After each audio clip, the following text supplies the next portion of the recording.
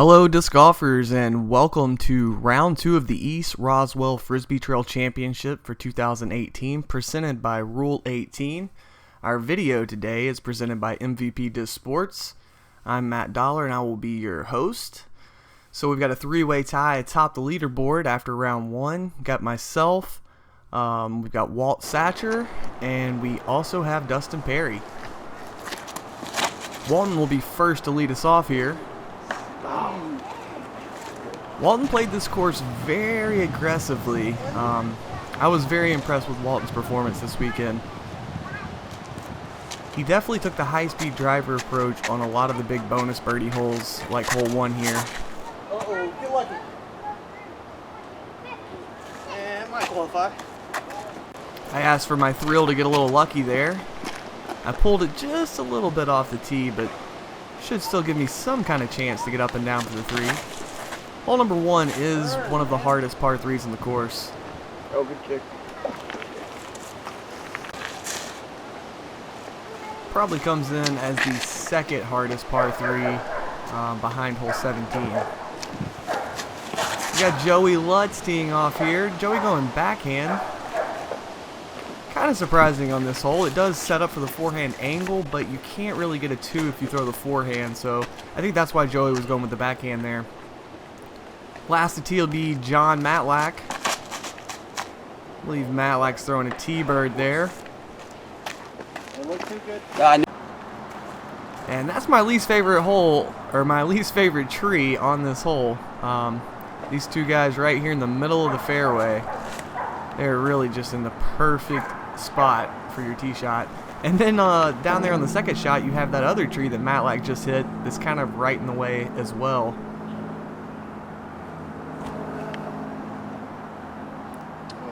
Drop. Great shot. Walt comes through with some great touch there on that sidearm. I'm also going to be stuck on the left side and go sidearm here. I'm going with the Neutron Wrap. Yep. Able to slide it right up there. Should be the easy par.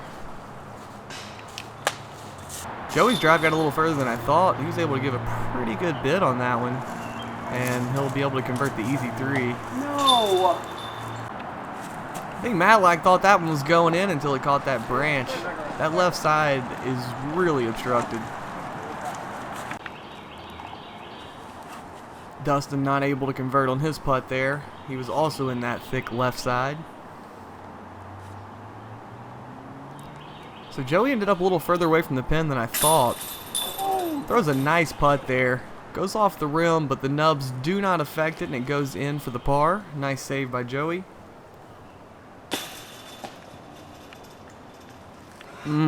That's a tough break for Matlack. Matlack's going to cart the 5 here. Double bogey on 1 to start the round.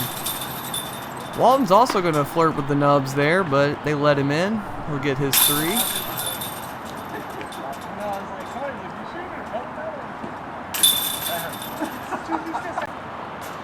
And I'll tap in for my 3. So we have 4 threes there. That was Dustin's drive that was way up there on the left side, by the way. And then Matlack with the 5.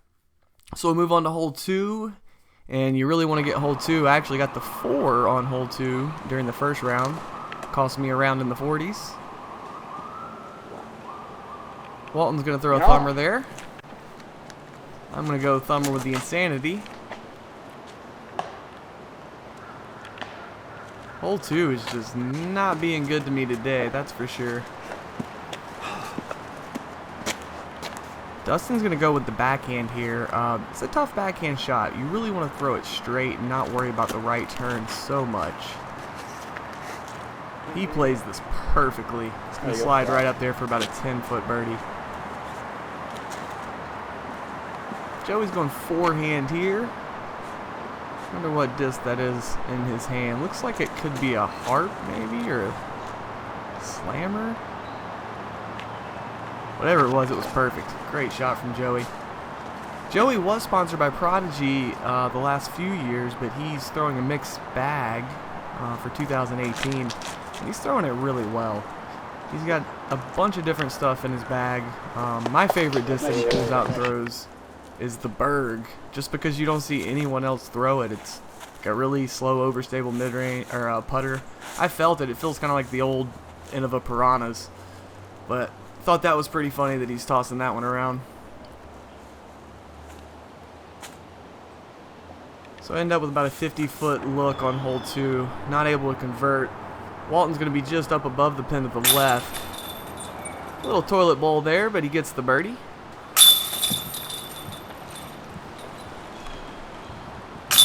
So I put my par putt in. Looks like everyone else is going to card the birdie here on hole number 2. It's about as you would expect in a lead card in the Pro Open division. 4 out of 5 on hole 2. I hate to be that 1 out of 5 though. Alright, so we're going to move on to hole number 3. Long par 3 with a right turn. Walton and Dustin are currently tied for the lead at 7 under par. So this says 371, but I believe that's as the bird flies because it forces you to throw way left of the pin and have a big late turn. So I think it plays in real life about like 450 unless you take it super tight. Now Dustin was taking it pretty tight there. If he had went just outside of that, he would have made the hole considerably shorter by taking the inside route to the right. Whereas most people are going to take this left side, like Joey here, and that's when it ends up playing well over 400 feet. Salty. Joey threw the best sidearm I've ever seen on this hole in my life last year in this tournament. Put it like 3 feet from the pin. Matlack's throwing a turn, I believe. He plays that wide side. That would have been good. If it would have continued to turn, it would have been really good. But they caught that high branch.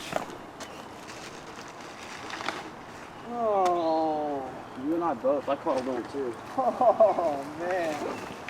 Speaking of the high branch or the high leaves, I'm going to dial up the high leaves right there on that insanity shot. I really liked the line on that one. It was pushing the ceiling, though, for sure. Should be able to get up and down, though. Dustin, however, is in a pretty tough spot on the right side. Wasn't really able to get himself into a sidearm position, so he was forced into throwing a backhand. He didn't try to do too much and turn it to the right. He just tried to give himself a putt.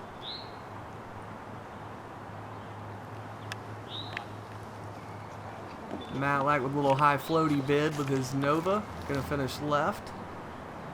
And it's not an instant replay, it's just me basically doing the exact same thing as Matlack.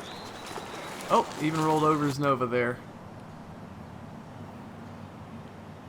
So Dustin's got about a circle's edge putt to save the par.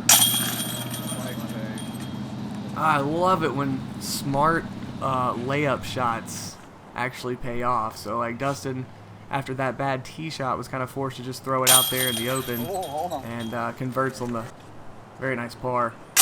Joey cards a birdie with that forehand. I was talking about how nice his forehand was on this hole last year, but that one he threw today didn't even look like he threw it that hard, and it went way up there. I believe it was Destroyer that he threw off the tee. And Walt will tap her on in for the 3. Bunch of pars, and Joey slides out the deuce. He pulls himself into a 3-way tie for first place at 7 under. I'll sit at 6 and Matlack at 4. Hole number 4 here. I'd like to say it's playing about 340 feet. It says it's about 318, but it is uphill. You also have to deal with kind of a weird tee pad because we use the walking path as a tee on this hole.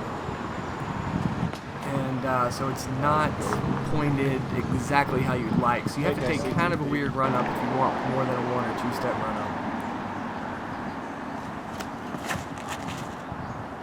This hole, back in the day, back when we had the national tour here, the Atlanta Open, used to be this crazy hole where you teed from the concrete tee you can see up in front of you there, which is now the blue tee, and you played to the left of this set of trees, and you had to go over these 3 trailers that were like perfectly set on the hole. It was a really hard hole. Everyone remembers East Roswell as the course with the trailers. But now we have that big beautiful library and this much easier par 3. I'm going to go with the Plasma Volt there again. Play that wide Annie line with the left to right wind. Trust in the late stability. I believe it slid up there for a close birdie look. Matlack takes a great bid. I believe that was the DX AVR he putted with. Dustin's also got a pretty nice bid there. Makes the comebacker for his par. I'm going to putt in with my soft envy.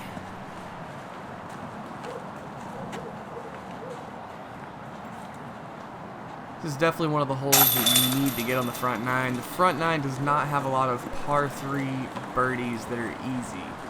There's only one par 4 on the front nine, and it's pretty easy, but all the par 3s except for hole 2 and hole 4 are very difficult. So Walton and Joey will stay atop the leaderboard here after hole number 4. They're at 8 under par. Hole 5 downhill 400 feet through a lake gap and lots of high lettuce. Joey finds a way through all that lettuce. He's going to finish a little bit left the pin. I think he said that was a Thunderbird. And I think Walton is throwing maybe a Colossus here. I don't know. I know he threw a Colossus on a couple holes and I was like, what? I threw a putter on that hole. This guy's smashing speed 14 at us. This is... Oh, that was my Wrath. I was going to throw the Volt like I did in round 1, but we had a little bit more wind this time, and I wanted that extra bit of stability and speed, so I went with the Wrath. It was a really nice line, just a little too high. Caught a little bit of lettuce that's going to kick me left and probably lead me with about 50 or 60 feet.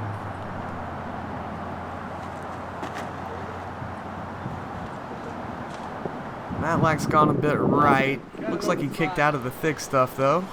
Oh, indeed he did. He's just going to have about a 150-foot upshot here. It's a really fast green when you're throwing, approaching from that side, so you got to be careful or you'll end up with about a 30 or 40 footer from that hillside. Oh, see, Walton's just trying to get up and run away. It's going to give him an extra 10 feet on his comebacker. Oh, yeah. And there goes the Envy. She rolls down the hill, too. Not only is it a fast green, it's a mean green. Just spit Joey out. It was a little right side, but it was coming right to left. I thought it was going to stick. And then true to form for disc golf, the next guy putts and hits the basket and it goes in. I love that. So tough break for Joey. No one will get the birdie, but we'll all card the par. Not really losing anybody or any strokes of the field there. Still in that two-way tie for first place at 8 under par. And here comes Joey. It's another hole. I was surprised Joey's throwing backhand. I mean, he's got a great backhand, but he's also one of the best forehand players in the world. I see Matt Versola throw a forehand on this hole a lot, and you do have to go outside the last tree that's in the fairway if you want to park it with a forehand. So I can see why Joey's throwing the backhand. He has as much faith in his backhand as his forehand, and the backhand is the play on this one.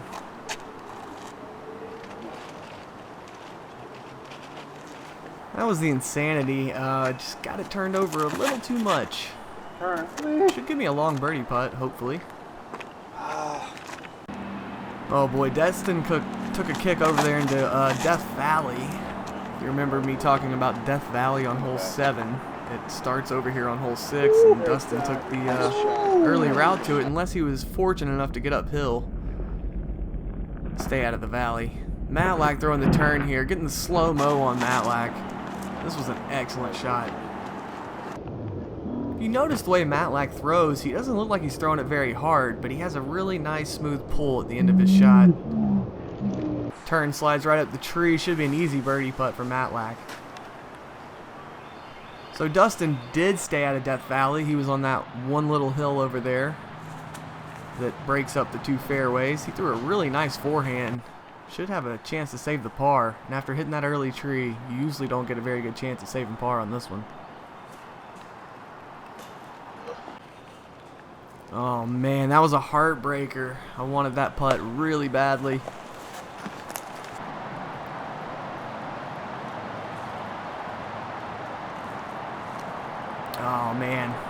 That's a heartbreaker. I was hoping Dustin would be able to make the comebacker there and save that amazing 3.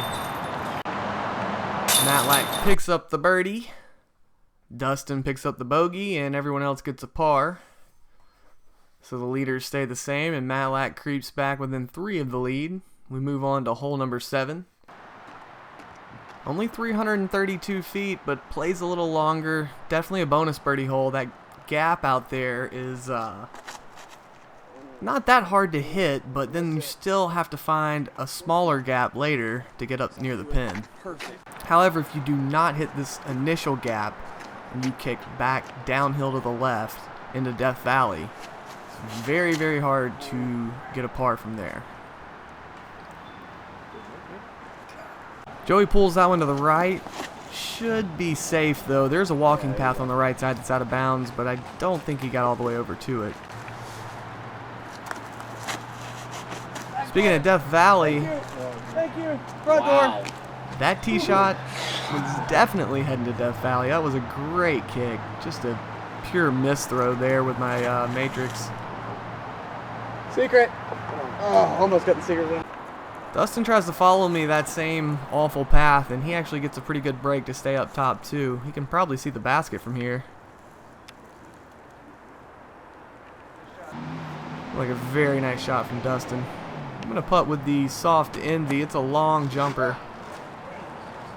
Just trying to give it a safe bid while not getting too far away from the pin.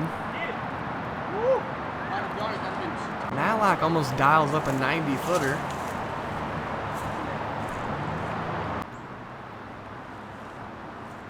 Like Joey just laid up. Walton knocks in the nice putt there. Judging by his steps, looks like it was a straddle putt from about 35 feet.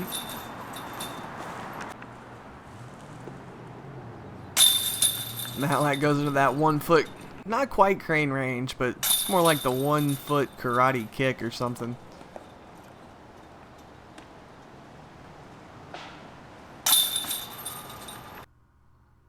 So on hole 7, Walton cards the only birdie, moves him into solo first place at 9 under par. Joey's still at 8 and I'm at 7. Hole 8, it's that easy par 4. Dog leg to the right, about a 90-degree turn. You really only have to go about 180 feet before you hit that hard right turn. Matlack's going with a big shot. Miss everything. Ah. It's far enough from getting. Yeah, that's right.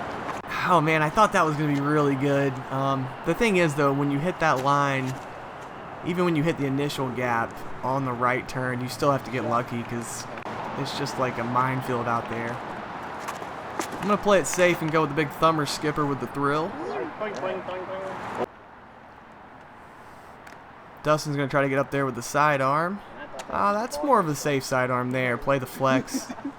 The guys that try to get really far up the sidearm like Joey did is, you just got to throw it all hyzer.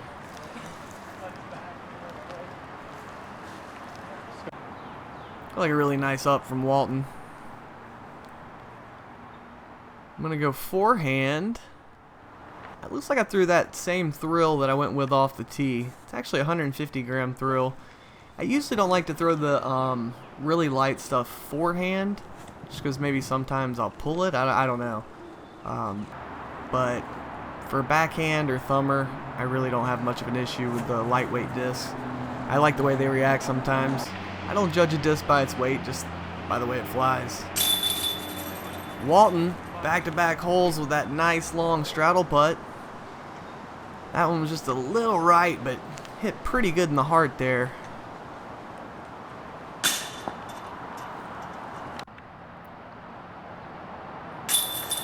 Matlack with a great putt himself. Uphill, hyzers. Very nice putt. Matlack, I can't really figure out why he putts with the AVR when he does and why he putts with the Nova when he does, but I've always been the same way, so I putt with whatever. Dustin Perry takes the bogey there. Walton grabs a birdie with that nice putt, moves to 10 under par, still the solo leader. On the way. Good shot. Very nice thumber from Walton, just straight down the middle, nothing fancy, not really going for the pin, just trying to get it down there and be safe. No! Very easy to bogey this hole if you hit an early tree. So the thumber that just hits the initial gap down there it's a very nice play. I like to get a little more aggressive with mine, but that's because I'm greedy. Oh, wow. Joey threw a really nice looking forehand. Got a little left and offline there at one point. But still, very nice shot. Gets a late tree, keeps him from the easy birdie. Looks like I'm going thumb with the fireball. Oh, yeah. So the reason I said Walton's shot was safe and I was going to play the aggressive one is Walton just tried to hit the gap that Dustin hit right there. And that gap that's the safe gap, but it doesn't take you all the way to the pin. What I did is I went to the left of the last tree that he went to the right of. And it's pretty dicey because you can't see that tree from the tee, but it is the way to park it. What? Whoa. Oh, man. Dustin kind of got in the way of the camera there, but, man, he toilet bowls this one. He catches, like, maybe a centimeter of one chain.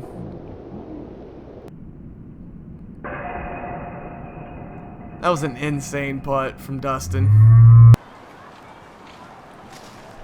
See what kind of long look Walton has from the right side here.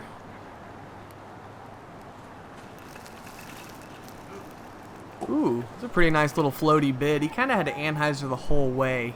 He was really obstructed on that right side. Joey gives a great bid from that left side ditch. That last tree he caught really did prevent him from being parked. I'm going to snag the birdie there after getting my thumber all the way down there with the fireball. Definitely needed that birdie. And everybody will tap him in here on hole number 9. That'll be the last hole of this video. We'll be back with the second 9.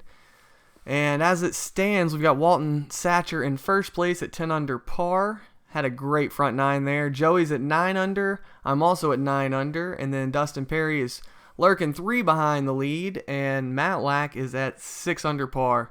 Thank you guys so much for watching. And please check back for the second half of this round.